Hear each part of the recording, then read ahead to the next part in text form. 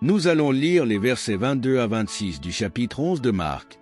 22, et Jésus leur répondit, « Ayez foi en Dieu. » 23, car en vérité, je vous le dis, quiconque dira à cette montagne, « ôte-toi de là et jette-toi dans la mer », et qui ne doutera pas dans son cœur, mais croira que ce qu'il dit arrive, cela lui sera accordé.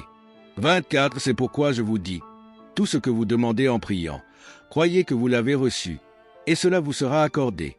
25, et lorsque vous priez, si vous avez quelque chose contre quelqu'un, pardonnez, afin que votre Père qui est dans les cieux vous pardonne aussi vos offenses. 26, mais si vous ne pardonnez pas, votre Père qui est dans les cieux ne vous pardonnera pas non plus vos offenses. Maintenant, je veux attirer votre attention sur un fait. Dans le verset 23, le mot prier n'apparaît pas, ni le mot prière, mais le mot dire y est bien mentionné. Passons maintenant au verset 24. C'est pourquoi je vous dis, tout ce que vous désirez, lorsque vous priez, croyez que vous l'avez reçu et cela vous sera accordé. Ici, le mot prier apparaît. Lorsqu'on prie, il faut croire que l'on reçoit. Voici mon 6e point, et il est très important. La foi peut fonctionner simplement en disant les choses, sans prier. Voyez-vous cela? Le verset 23 ne mentionne pas la prière, mais seulement le fait de dire ce que l'on croit. Cependant, la foi fonctionne aussi dans la prière, mais même lorsque vous priez, vous devez dire ce que vous croyez. Je répète, car c'est un peu subtil, la foi fonctionne en disant ce que vous croyez ou en priant ce que vous croyez. Mais même quand vous priez, vous devez toujours dire ce que vous croyez. Reprenons dans cet ordre. Remarquez encore une fois le verset 23. Nous voyons la foi agir sans prière, mais simplement en disant ce que l'on croit. Jésus dit, « Quiconque dira et ne doutera pas dans son cœur, mais croira que ce qu'il dit arrive, cela lui sera accordé. » Il n'a pas dit « Quiconque prie ». Il a dit « Quiconque dit ». Ces deux versets, Marc 11, 23 et 11, 24, sont ceux qui m'ont tiré du lit de l'affliction, m'ont apporté la guérison, ont restauré mon corps presque totalement paralysé, guéri une maladie sanguine incurable et 2 graves troubles cardiaques organiques. Donc, j'ai toujours été très attaché à ces Écritures, et bien sûr elles sont vraies, car Jésus disait la vérité, n'est-ce pas? J'ai été guéri grâce à la combinaison des 2 principes, la prière et la déclaration. J'ai dit, quand vous priez, vous devez toujours dire ce que vous croyez. Lorsque j'étais sur mon lit d'affliction, après avoir prié, j'ai commencé à le dire. Je l'ai dit à haute voix. C'est quand j'ai commencé à proclamer à voix haute et non à penser en silence. Jésus n'a pas dit « Quiconque pense recevra ce qu'il pense ». Il a dit « Quiconque dira recevra ce qu'il dit », que les choses ont commencé à changer. Dans ma chambre, j'ai déclaré à voix haute « Je crois que je reçois ». J'ai énoncé spécifiquement « Je crois que je reçois la guérison de mon corps » et j'ai mentionné les problèmes précis, la maladie cardiaque, la paralysie, la maladie incurable du sang. Finalement, j'ai dit simplement « Je crois que je reçois la guérison de la tête aux pieds ». Cela couvre tout, n'est-ce pas? Et quand j'ai commencé à le dire, pas seulement penser, mais déclarer à haute voix, dans l'heure qui a suivi, tous les symptômes physiques de mes problèmes ont disparu. Je me suis levé du lit, guéri. Gloire à Dieu. Ne me comprenez pas mal, il y a une autre écriture qui dit « Retenons fermement notre confession ». Cela ne parle pas de confesser des péchés, mais de retenir fermement la confession de notre foi. Une fois que vous avez confessé un péché et vous êtes repenti, vous êtes censé l'oublier, car Dieu a dit « Je ne me souviendrai plus de tes iniquités ». Alors, pourquoi le rappeler? Si Dieu l'a oublié, vous devriez l'oublier aussi. La confession que vous devez retenir fermement, c'est la confession de votre foi. J'ai souvent tenu fermement à cette confession sur différents sujets. J'ai confessé « Je crois que je reçois ». Parfois, cela a pris des jours avant que cela arrive, parfois des semaines, parfois des mois, et une fois, cela a pris 4 ans. Mais cela est toujours venu, gloire à Dieu. Je n'ai jamais échoué à recevoir ce dont j'avais besoin, quand cela concernait ma vie personnelle et individuelle. Quand il s'agit d'autres personnes, leur volonté et ce qu'elles croient entrent en jeu. Mais dans mon propre cas personnel, j'ai toujours eu tendance à m'appuyer davantage sur le verset 23. Je dis simplement ce que je crois, sans nécessairement prier. Par exemple, pour l'argent, je n'ai pas prié pour l'argent depuis des années, et je n'en ai jamais manqué. Je dis simplement, l'argent viendra, et il vient. Gloire à Dieu. Je me souviens d'une fois où j'avais besoin de 1500 $ avant le début du mois. J'ai déclaré à plusieurs reprises, avant le début du mois, j'aurai 1500 $.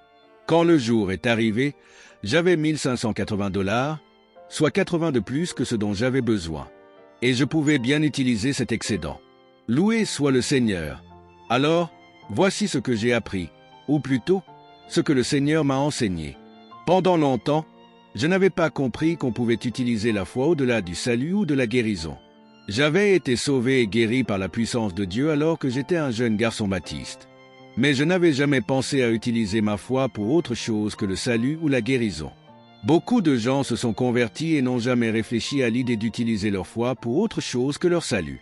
Même dans leurs prières, ils n'utilisent pas leur foi. Ils se débattent, ils pleurent, ils gémissent, ils luttent, mais ils restent souvent dans la défaite. Moi-même, pendant des années, je n'ai pas cru pour des choses matérielles ou financières. Je me suis contenté de ce qui arrivait. Je me souviens que dans la dernière église que j'ai dirigée, entre 1946 et 1949, les membres prenaient soin de moi. Ils me donnaient suffisamment, alors je ne devais pas beaucoup croire pour mes besoins. Cependant, le Seigneur m'a conduit à quitter cette église pour un ministère itinérant. Et cette première année sur le terrain a été une lutte. À la fin de l'année, je suis allé devant le Seigneur pour prier au sujet de ma situation. Je lui ai dit, « Seigneur, j'ai fait ce que tu m'as demandé de faire. Il n'y a aucun doute à ce sujet. Si j'avais eu le moindre doute, je serais resté là où j'étais. Je croyais être dans la volonté parfaite de Dieu. Mais être dans la volonté parfaite de Dieu ne garantit pas que tout se passera automatiquement bien. Vous devez croire et approprier par la foi ce qui vous appartient. Beaucoup pensent que les bénédictions vont simplement tomber du ciel comme des cerises mûres d'un arbre. Mais cela ne fonctionne pas ainsi. Sans la foi, il est impossible de plaire à Dieu. La foi est essentielle. Alors, j'ai apporté mes chiffres au Seigneur. J'avais tout noté. J'ai dit, voici mon revenu brut pour cette année complète. Si j'étais resté dans mon église, j'aurais eu 1200 $ de plus en argent comptant, 60 $ de plus par mois. Et en plus de cet argent supplémentaire, j'aurais eu le logement de fonction, les services publics payés et bien d'autres avantages. La moitié de ce que nous mangions nous était donné par les membres de l'Église. Maintenant, Seigneur, tu as dit dans ta parole, si vous êtes obéissants et disposés, vous mangerez les meilleures productions du pays. Ésaïe 1, 19. Mais je ne mange pas ce qui est bon, je ne porte pas ce qui est bon non plus. Je lui ai dit, si tu veux que nous mangions le bon, alors tu veux sûrement aussi que nous portions le bon et que nous conduisions le bon. Mais la seule voiture que j'avais cette année était une vieille voiture. Je ne l'ai jamais achetée neuve et je l'ai tellement usée qu'elle était bonne pour la casse.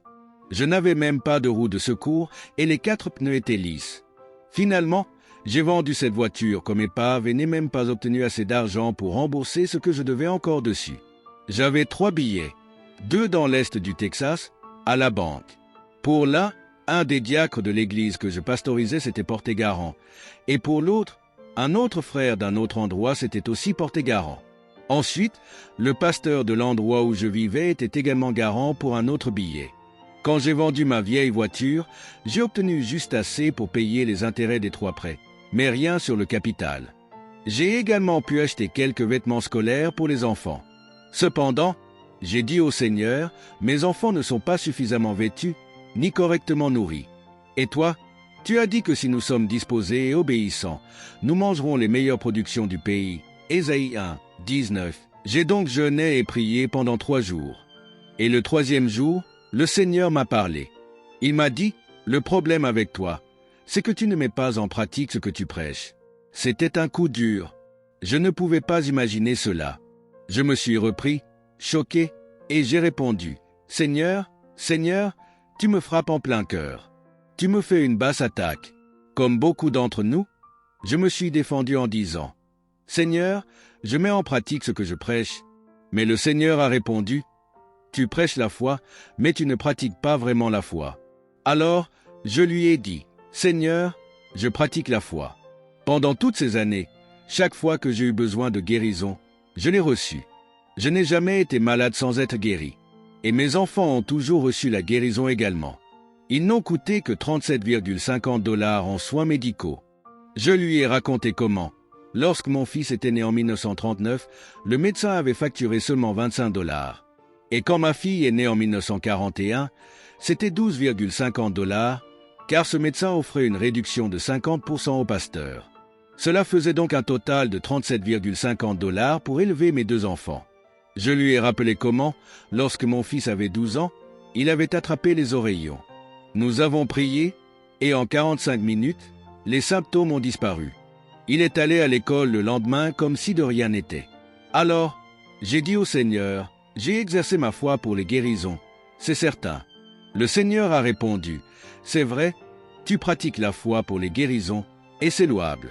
Mais tu ne l'as jamais utilisée pour autre chose. Il m'a dit, la foi est la même dans tous les domaines de la vie. Tu l'as utilisée pour le salut, pour recevoir le Saint-Esprit et pour la guérison. Mais tu n'as jamais appliqué ta foi dans le domaine financier. Et il a ajouté, si c'était une guérison dont tu avais besoin, tu la réclamerais par la foi et tu l'annoncerais publiquement, même si les symptômes persistaient.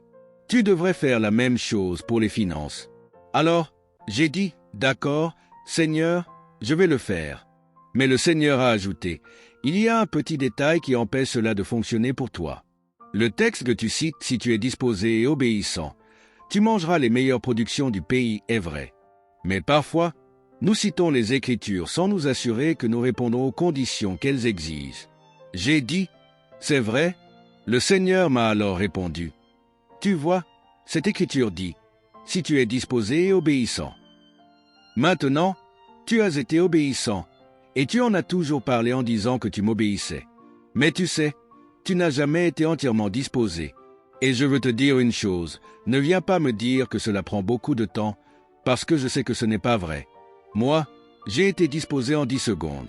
En 10 secondes, j'ai fait un petit ajustement intérieur. Je vais te dire pourquoi cela prend tant de temps pour certaines personnes. C'est parce qu'elles sont têtues comme une mule du Missouri. N'est-ce pas vrai? Mais pour moi, non, cela n'a pas pris longtemps. En 10 secondes, j'ai fait un petit ajustement quelque part au niveau de mon âme. Et j'ai dit au Seigneur, maintenant, je suis disposé. J'ai toujours été obéissant, parce que tu me l'as déjà dit.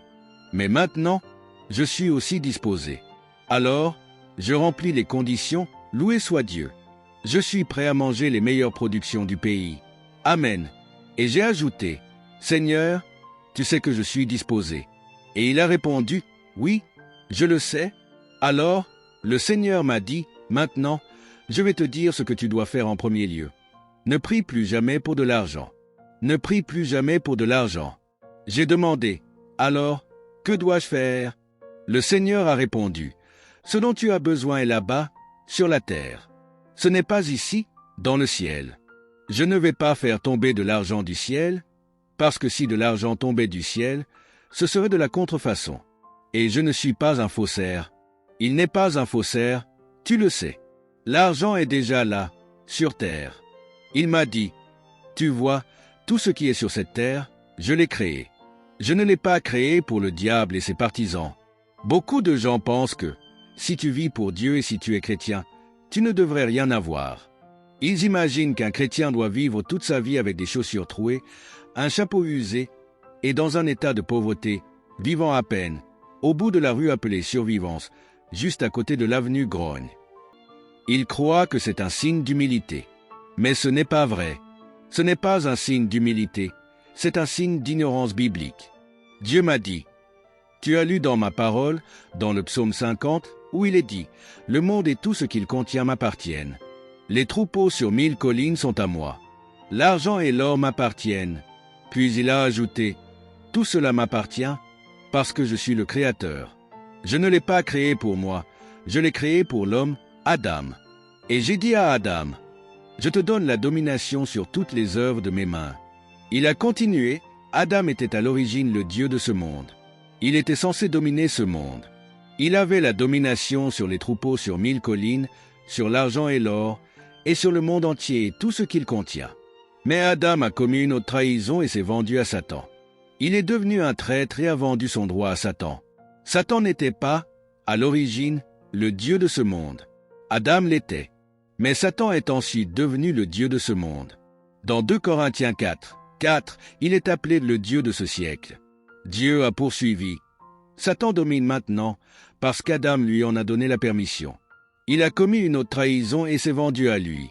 Ainsi, Satan domine ce monde ainsi que l'argent, l'or et les troupeaux sur 1000 collines. Mais Jésus est venu pour nous racheter des mains de l'ennemi. Alléluia! Au nom de Jésus, nous avons l'autorité de déclarer. Et il m'a dit, « Tout ce dont tu as besoin, réclame-le. Réclame-le simplement. » Ensuite, il m'a dit, « Dis à Satan, enlève tes mains de mon argent. » Car c'est Satan qui empêche cet argent de venir, pas moi. Ce n'est pas moi qui empêche tes enfants d'être nourris convenablement, ni moi qui empêche qu'ils soient habillés correctement. Et là, j'ai compris, j'ai eu la lumière, loué soit Dieu. Je m'en souviens très bien, avec presque des frissons, la première fois que j'ai mis cela en pratique. J'étais dans une petite église, juste une petite église dans l'est du Texas. J'y avais prêché l'année précédente, et il m'avait payé 57,15 $ par semaine pendant 2 semaines, ce qui faisait 114,30 $ en tout pour ces 2 semaines. C'était il y a 22 ans. Tu vois. En fait, la toute première fois que j'avais prêché là-bas, c'était il y a 23 ans. L'année suivante, donc, je suis retourné au même endroit. En priant à ce sujet, cela m'est arrivé. Je savais que pour eux, payer 57 $ par semaine était déjà beaucoup. Ils pensaient que 50 $ par semaine, pour une si petite congrégation, c'était déjà un très bon salaire. Alors, j'ai dit, « Très bien Seigneur, je vais prouver cette vérité ici même. Cette semaine, je réclame 150 $. Je savais que si quelqu'un avait suggéré à cette église de payer 75 $, tout le monde aurait fait un malaise. Si on avait suggéré 100 $, ils auraient dit que ce serait un miracle. Et si on avait parlé de 150 $, ils auraient répondu que même Dieu lui-même ne pourrait pas faire cela, tellement cela dépassait leur imagination. Je savais que si j'avais dit cela au pasteur, il aurait été complètement terrifié. Alors, j'ai dit au Seigneur, je veux prouver cette vérité. J'ai également dit au pasteur, maintenant, pendant la réunion, ne mettez aucune pression sur les gens pour l'argent. Ne demandez pas qui peut donner $1, 1 centime ou quoi que ce soit. Passez simplement la corbeille pour que les gens aient l'opportunité de donner. J'ai tenu ferme à ma confession. J'ai dit, « Satan, enlève tes mains de mon argent. » Après quelques jours, le Seigneur m'a dit de rester 10 jours. Le pasteur voulait que je reste une semaine de plus, mais je suis resté 10 jours. Ensuite, j'ai changé ma déclaration et j'ai dit, « Maintenant, Seigneur, puisque je reste 3 jours de plus, je réclame 200 $ pour ces 10 jours. » Quand tout fut terminé, le pasteur m'a donné l'argent et il a dit, « C'est la somme la plus élevée que nous ayons jamais donnée. » Je ne comprends pas. C'est incroyable. Il m'a remis tout l'argent. Et cela faisait 240,15 $, soit 40,15 $ de plus que ce que j'avais réclamé. Je suis ensuite allé dans une autre église qui n'était pas grande du tout. Ils avaient environ 90 personnes à l'école du dimanche, une petite congrégation. D'autres personnes venaient pour les services du soir. J'ai dit au pasteur, ne mettez aucune pression pour l'argent. Passez simplement la corbeille pour que les gens puissent donner. La première semaine, après avoir récolté tout l'argent, il m'a dit, « Frère, nous n'avons jamais donné autant à quelqu'un. Savez-vous combien nous avons récolté cette semaine pour vous? 280 $ et quelques centimes. » Il a ajouté, « Le plus que nous ayons jamais donné à quelqu'un, c'était 140 $ en une semaine, et cela avait pris 45 minutes de supplication pour convaincre les gens de donner. Et là, sans même avoir dit un mot, 280 $ sont arrivés. Il a dit, « Je ne comprends. » J'ai répondu, « C'est normal, moi je comprends. Gloire à Dieu. » J'ai vécu des expériences incroyables à ce sujet, même dans des endroits improbables. J'aime prouver ces vérités, car la Bible dit, « Examinez toutes choses, retenez ce qui est bon. » Je suis rentré de cette réunion et j'ai dit à ma femme, « Maintenant, chérie, nous ne vivons plus dans un petit appartement de 3 pièces. Mon beau-père est décédé après avoir vécu sa vie pleinement et il est parti rejoindre Jésus. Ma belle-mère vivait avec nous à temps partiel et passait le reste du temps avec leur fils. Alors, pourquoi ne pas chercher une maison? Elle m'a demandé, « Est-ce qu'on peut se le permettre ?» Je lui ai expliqué ce que le Seigneur m'avait dit et elle a répondu, « Oui, on peut se le permettre. Il le fera, gloire à Dieu. » Nous avons donc loué une maison de 3 chambres. Après avoir emménagé, je lui ai dit, « Tu sais, si nous achetons cette maison, ce sera beaucoup moins cher. » Le paiement mensuel sera inférieur au loyer. Et en plus, nous construirons un peu d'équité. Nous avons donc réclamé cette maison par la foi. Je suis sorti, j'ai marché autour de la propriété, en m'appuyant sur la promesse de la Bible. Tout lieu que foulera la plante de ton pied, je te le donne. J'ai dit à ma femme, parle à Ruth et demande-lui combien elle veut pour la maison. Ma femme m'a écrit parce que j'étais absent 90% du temps. À l'époque, je prêchais presque tout le temps, parfois 49, 50, voire 51 semaines sur 52, ne prenant qu'une semaine de congé à Noël avant de recommencer le dimanche suivant. Elle m'a écrit pour me dire que Ruth ne voulait pas vendre la maison. Son mari l'avait construite lui-même avec des extras et il prévoyait de revenir y vivre après avoir déménagé pour son travail. J'ai répondu, « Ne t'inquiète pas, elle veut la vendre, elle ne le sait juste pas encore. » Nous avons continué à parler de cette maison comme si elle était déjà la nôtre. Chaque lettre que nous écrivions mentionnait notre maison. Après quelques mois, j'ai dit à ma femme de demander à Ruth une nouvelle fois. La réponse a encore été non. Mais j'ai persisté en écrivant. Elle va la vendre, elle ne le sait simplement pas encore. Lorsque j'ai eu une réunion à Fort Worth, non loin de Dallas où nous habitions, j'ai dit à ma femme, « C'est le moment idéal pour discuter avec Ruth pendant que je suis proche. » Fixe une rencontre avec elle. Ma femme a demandé à Ruth une troisième fois, mais elle a de nouveau refusé. J'ai dit, « Ne t'inquiète pas, elle finira par comprendre. » Le lendemain, ma femme m'a appelé et m'a dit, « Ruth vient d'appeler avec une bonne nouvelle. Elle et son mari ont décidé de vendre la maison. » J'ai répondu, « Je savais déjà cela depuis près d'1 an. Ils étaient juste un peu lents à comprendre. » Nous avons fixé une réunion avec eux. Lors de la discussion, un autre acheteur intéressé avait offert un bon prix, bien au-dessus de la valeur réelle de la maison. Finalement, il ne restait qu'un écart de $500 entre notre offre et la leur. Alors que nous étions sur le point de conclure, j'ai dit, « Je serais vraiment désolé que vous manquiez la volonté de Dieu. » Ruth a commencé à rire et à partager. Chaque soir, ces 3 derniers jours, après avoir prié ensemble, Ola m'a dit, « Quelque chose en moi me dit que cette maison appartient à ce prédicateur. » J'ai dit, « Vous voyez, c'est exactement ce dont je parle. » Ils ont accepté et la maison est devenue la nôtre.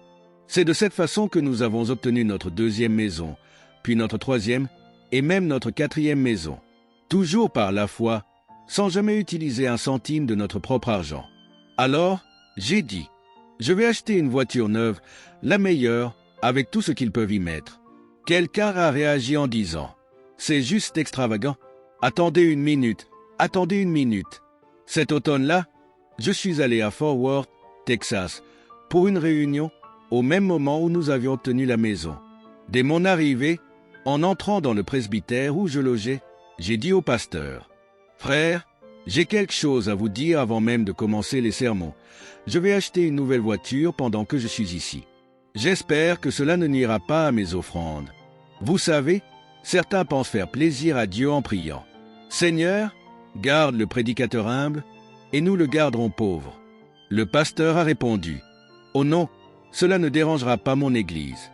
Au contraire, nous allons vous aider à l'acheter. Gloire à Dieu. » Il m'a demandé quel modèle je comptais acheter. Je lui ai dit, et il a réagi. « Eh bien, je dois vous dire quelque chose. Un des diacres de mon Église a un frère qui est dans le commerce automobile. Il vend justement cette marque de voiture. Il y a 2 jours, je suis passé le voir et il venait d'en décharger une du camion. Elle a exactement les options que vous voulez.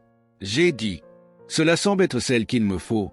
Nous avons commencé la réunion et 1 ou 2 jours plus tard, après le déjeuner, le pasteur m'a dit, venez avec moi en voiture, je vais vous montrer quelque chose. Nous avons roulé jusqu'à la concession et il m'a montré la voiture. Elle était là, exactement comme il l'avait décrit. Quand je l'ai vue, j'ai dit, j'ai oublié de vous dire la couleur que j'avais en tête, mais elle est même de la bonne couleur. Nous l'avons examinée de près et elle avait tout ce que j'avais imaginé. Cependant, pendant tout ce temps, je luttais avec mes pensées. Vous savez, la foi peut fonctionner dans votre cœur même si vous avez des doutes dans votre tête. Saviez-vous cela? Beaucoup de gens pensent que si des doutes leur viennent à l'esprit, leur foi ne marchera pas. Mais ce n'est pas vrai. Chaque fois que je disais à un prédicateur que j'allais acheter une nouvelle voiture, ma tête me disait « Mais d'où vas-tu sortir l'argent ?» Mon esprit me rappelait même. Tu ne pourrais même pas acheter une vieille pour le déplumer. Quand nous sommes arrivés devant cette voiture, mes pensées n'arrêtaient pas de me harceler. Tu es devant ce pasteur et il va bientôt découvrir quel imposteur tu es. Tu as prêché sur la foi, mais tu vas échouer lamentablement. Tu n'as pas un sou en poche. Tu conduis une vieille voiture avec 93 000 miles au compteur qui a besoin d'une révision complète, avec une transmission qui fuit. Même tes pneus sont usés jusqu'à la corde. Tu n'as même pas de roue de secours. Tu ne pourrais même pas obtenir assez d'argent en la vendant pour faire un acompte sur cette nouvelle voiture. Mais vous savez quoi? Je n'ai pas écouté ma tête, et encore moins le diable. Alors, nous avons regardé la voiture, puis nous sommes entrés dans le bureau. Là, un homme était assis, les pieds sur le bureau, parlant au téléphone avec un gros cigare noir dans la bouche. Il a terminé sa conversation, a baissé les pieds, s'est levé, et ce pasteur m'a présenté comme son évangéliste. Nous nous sommes tous assis, et l'homme a repris son cigare, s'est remis à fumer et a reposé ses pieds sur son bureau. C'était son bureau, après tout, il faisait ce qu'il voulait. Le pasteur a pointé la voiture par la fenêtre et a dit « C'est celle-là, n'est-ce pas ?» Il a mentionné la couleur et le modèle. L'homme a répondu « Oui, c'est bien celle-là. » Puis il a posé son cigare, baissé les pieds et a dit « Je suis peut-être un vieux pécheur, mais je vais vous dire une chose. Je crois que l'homme de Dieu devrait avoir le meilleur dans la vie. Vous savez, parfois, un vieux pécheur a plus de principes qu'un saint, ou qu'un de ses saints critiques. » L'homme a continué. « Révérend, vous savez combien vaut cette voiture ?» J'ai répondu « Oui, je le sais. J'avais vérifié les prix dans d'autres endroits, sans jamais trouver la couleur que je voulais. J'ai cité le prix de vente conseillé. Il a répondu « C'est exact. Vous savez combien je l'ai payé ?» Je ne savais pas.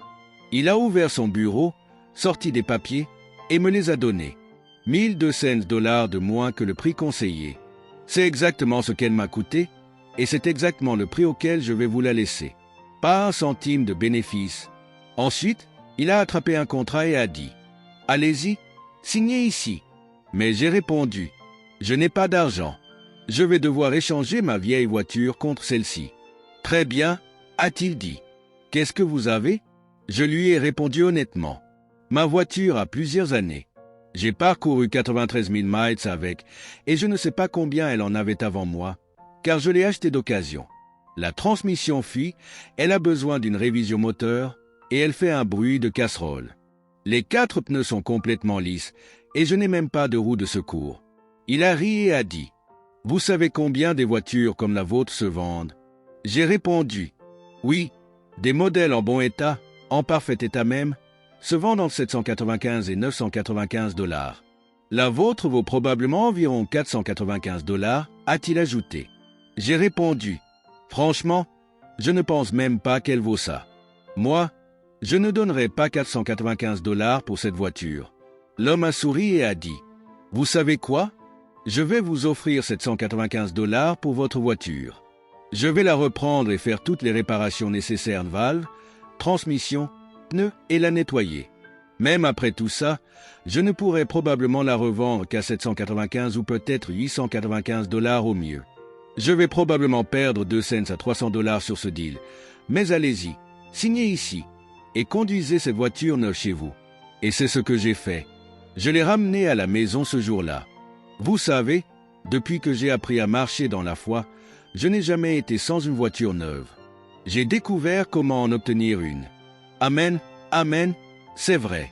Je vous dis la vérité. Alléluia. Un jour, un frère, que Dieu bénisse, me critiquait parce que je conduisais une Cadillac et lui une Chevrolet.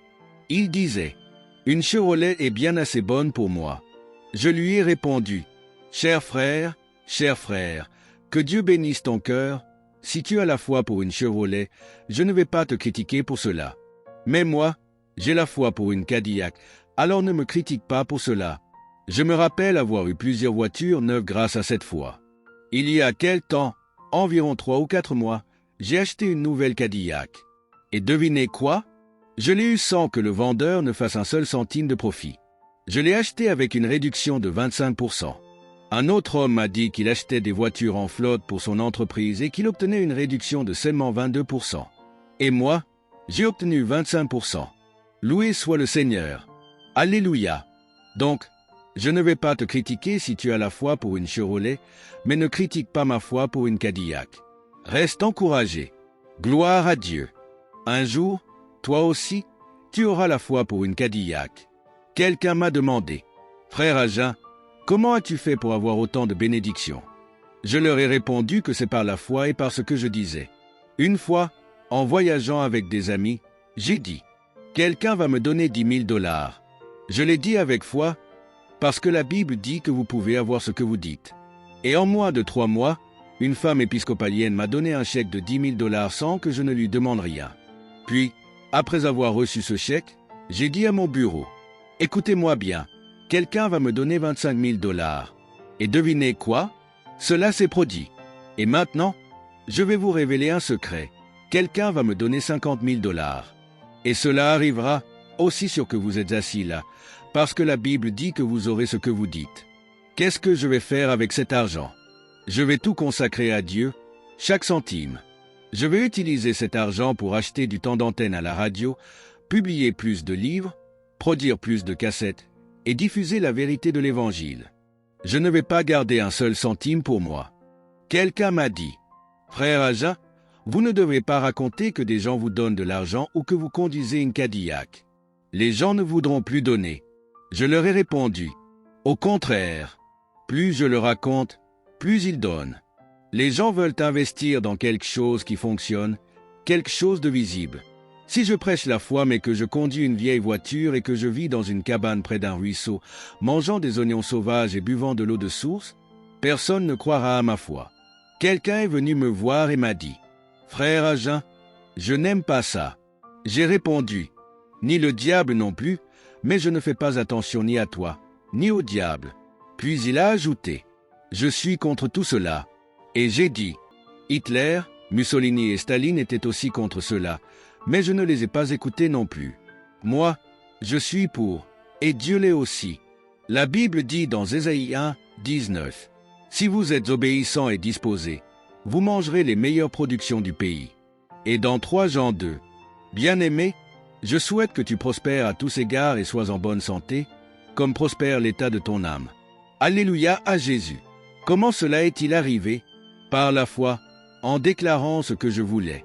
Jésus a dit, « Quiconque dira à cette montagne, ôte-toi de là et jette-toi dans la mer, et ne doutera point en son cœur, mais croira que ce qu'il dit arrive, il le verra s'accomplir. » La foi agit en déclarant et en croyant, sans même prier. Mais elle fonctionne aussi en priant, en croyant que vous recevez ce que vous demandez. Maintenant, laissez-moi conclure avec cela, car notre temps est presque écoulé. Regardez à nouveau ces 2 versets et soulignez cette pensée. Il y a une légère différence entre ce que vous croyez lorsque vous le dites et lorsque vous le priez. Voyez-vous, trop souvent, nous disons que nous croyons, mais nous laissons cela suspendu dans les airs. Pourtant, Jésus n'a pas dit de simplement croire. Il vous dit exactement quoi croire. Quiconque dira, et ne doutera pas dans son cœur, mais croira que ce qu'il dit arrive, cela lui sera accordé. Ce que Jésus dit, c'est qu'il faut croire que les choses que vous dites arriveront. Quand ma femme et moi croyions pour cette maison, nous avons continué de croire, sur une période d'1 an, que ce que nous disions arriverait. Et devinez quoi? Cela s'est réalisé. Comprenez ceci, cela ne repose pas sur ce que vous voyez maintenant. Il ne s'agit pas de savoir si c'est déjà accompli, sinon vous n'auriez pas besoin d'y croire. Croyez que ce que vous dites arrivera, même si cela n'est pas encore arrivé. Beaucoup de gens manquent cela. Ils disent, « Je ne peux pas le voir. Je ne l'ai pas encore. Mais je crois que Dieu va le faire un jour. » Et ils passent complètement à côté de ce que Jésus enseigne. Amen. Vous m'entendez? Continuez à croire que les choses que vous dites arriveront. Dites-le constamment, même face à des circonstances contraires. Cela arrivera. C'est exactement ce que Jésus vous demande de croire. Il ne vous a pas dit de croire que vous l'avez déjà si vous pouvez le voir ou le toucher. Si vous pouvez déjà le voir et le toucher, il ne s'agit plus de foi. Et bien sûr, le monde autour de vous, même d'autres chrétiens parfois, qui marchent dans le doute, pourrait vous regarder comme si vous étiez un peu déconnecté de la réalité. Mais ne laissez pas cela vous perturber, car vous êtes sur la parole de Dieu, et eux sont à côté. Alléluia! Croyez que les choses que vous dites arriveront. Que se passera-t-il alors? Cela arrivera. Tôt ou tard, vous aurez ce que vous avez dit. Je sais de quoi je parle. Je sais que c'est vrai, parce que Jésus l'a dit, et il n'est pas un menteur. Je sais que c'est vrai parce que je l'ai mis en pratique dans toutes sortes de circonstances. Oh, ne vous méprenez pas. Cela ne signifie pas que nous n'aurons pas de tests ou d'épreuves. Cela ne signifie pas que tout tombera sur nous comme des cerises tombent d'un arbre. Oui, j'ai traversé des moments difficiles, surtout au début. Mais j'ai appris, à la fois par la parole de Dieu et par l'expérience. Et le Seigneur m'a dit, « Va enseigner à mon peuple ce que je t'ai enseigné. » Je sais que je suis monté dans ma voiture et que je suis rentré chez moi après une réunion, il y a bien des années. J'avais dans ma poche la dernière offrande reçue, je l'avais comptée, et ce n'était pas assez. J'étais en retard sur mon loyer. Je devais de l'argent à Sears Roebuck et aussi à Montgomery Ward. Je rentrais chez moi en conduisant de nuit, car mes pneus étaient usés. Je n'avais pas d'autres réunions prévues pour prêcher, donc pas de revenus à venir. Ceux qui prêchent l'Évangile doivent vivre de l'Évangile. En roulant dans la nuit, pour profiter de la fraîcheur, j'ai ouvert les fenêtres. C'est alors qu'il m'a semblé qu'un des pneus s'était mis à chanter une chanson. « Que vas-tu faire maintenant? Que vas-tu faire maintenant? Que vas-tu faire maintenant ?» Et puis, un autre pneu a rejoint le premier, formant un duo. « Que vas-tu faire maintenant? Que vas-tu faire maintenant ?» Puis un troisième pneu s'est joint à eux, et finalement, c'était un quatuor. « Que vas-tu faire maintenant? Que vas-tu faire maintenant ?» Enfin, je n'en pouvais plus, et j'ai crié tout haut. Je vais vous dire exactement ce que je vais faire. Oui, j'y suis passé, et ce n'était pas une situation drôle. Non, frère, pas du tout. Alors, j'ai dit, je vais agir comme si la Bible était vraie. Je vais rentrer chez moi, aller au lit, et dormir comme un bébé. Voilà ce que je vais faire. Je suis rentré chez moi. Ma chère épouse était inquiète. Elle m'a demandé, « Combien as-tu reçu? As-tu assez pour payer les factures ?» Et j'ai répondu, « Tout va bien, loué soit Dieu. Nous n'avons aucun souci à nous faire. » J'ai dit cela par la foi. « Tu peux avoir ce que tu dis ?» Je lui ai dit, « Ne t'inquiète pas, tout ira bien. Allons dormir, nous en parlerons demain matin. » Et nous sommes allés dormir. Ce n'était pas si tard que cela, mais au petit matin, nous nous sommes réveillés. Elle s'est levée, a préparé les enfants pour l'école et m'a laissé dormir. Je n'étais rentré qu'entre 2 et 3 heures du matin, ou peut-être même à 4 heures, alors je dormais encore tard dans la matinée. Le téléphone a sonné et m'a réveillé. J'ai entendu ma femme répondre. Il est rentré tard et dort encore. Je déteste le déranger. Alors, je lui ai demandé, « Qui est-ce, chérie ?» Elle a répondu, « C'est un pasteur ou un ministre. Quelqu'un appelle de loin, il y a l'opératrice. » J'ai dit, « Je vais répondre, apporte-moi le téléphone. » Elle a apporté le téléphone jusqu'au lit. Quand j'ai décroché, une opératrice a demandé, « Est-ce bien le révérend Kenneth Agin ?» J'ai répondu, « Oui. » Elle a dit, « Allez-y. » Une voix a alors dit, « Frère Agin, vous ne me connaissez pas. » Et effectivement, je ne le connaissais pas. Je suis le pasteur untel, dans telle ville. Quand pourrez-vous commencer une réunion pour nous? J'ai dit, demain soir. Loué soit Dieu. Je pense que ceux qui ne vivent pas par la foi manquent beaucoup de choses. Ils ratent énormément, loué soit Dieu. Si j'avais le temps, je vous raconterais la fin de cette histoire, mais tout s'est bien passé. Tout s'est arrangé parfaitement. Et vous savez quoi? Je n'ai pas perdu une seule semaine de sommeil. Loué soit Dieu. Oui, monsieur, la foi fonctionne. Croyez que les choses que vous dites arriveront. Croyez que les choses que vous dites arriveront, et vous aurez ce que vous dites. Maintenant, si vous utilisez votre foi dans la prière, que devez-vous croire? Regardez ce verset et voyez. Tout ce que vous désirez, quand vous priez, pas après avoir prié, pas la semaine prochaine, pas le mois prochain, mais quand vous priez, à ce moment précis, croyez. Oh, frère Agin, je crois. Eh bien, que croyez-vous? Eh bien, je crois à la prière. C'est bien, mais cela ne fonctionnera pas ici. C'est une bonne chose de croire à la prière, mais ce n'est pas ce qu'il vous a demandé de croire. Eh bien, je crois à la Bible, c'est merveilleux, mais cela ne fonctionnera pas ici non plus. Ce n'est pas ce qu'il a dit de croire. Je crois au Saint-Esprit. Loué soit le Seigneur, moi aussi. Mais cela ne fonctionnera pas ici. Parce que, vous voyez, beaucoup de gens remplis du Saint-Esprit ne voient pas leurs prières exaucées. Je crois que la prière change les choses. C'est vrai, elle le fait. Mais cela ne fonctionnera pas ici. Non, non. Il vous dit exactement quoi croire. Quand vous priez, croyez que vous les recevez. Et là, encore une fois, c'est là où les gens qui marchent selon la vue ont des problèmes. Ils ne vont rien croire tant qu'ils ne le verront pas. Quand ils voient, ils disent « Quand je vois l'argent dans ma main, alors je croirai. » Ou encore, s'il s'agit de guérison, « Quand je me sentirai guéri et que tous les symptômes auront disparu, alors je croirai. » Mais vous n'auriez pas besoin de croire quoi que ce soit à ce moment-là, parce que vous le sauriez déjà. Vous n'avez pas besoin de croire que vous avez un billet de $100 si vous l'avez déjà en main. Vous le savez. Écoutez-moi bien.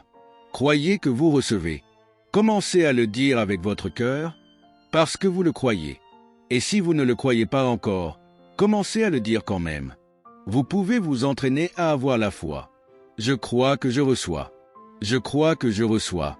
Et que se passera-t-il? Vous les aurez. Vous les aurez. Oui, le recevoir viendra, mais le croire vient d'abord. La plupart des gens veulent inverser cela. Ils veulent d'abord recevoir et ensuite croire. Mais cela ne demande pas de foi. Voyez-vous? Loué soit Dieu.